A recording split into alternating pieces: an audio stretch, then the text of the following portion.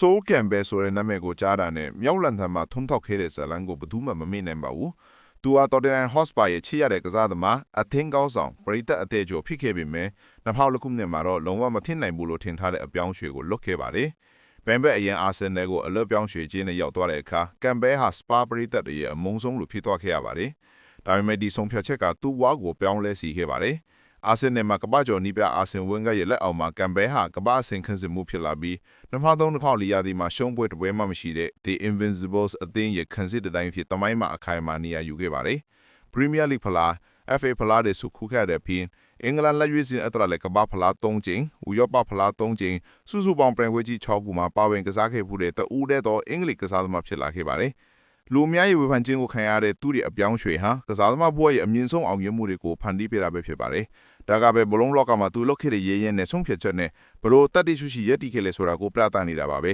။နောက်ထပ်ဘဲကစားသမားအကြောင်းသိလိုပါသလဲ။ comment မှာပြောခဲ့နော်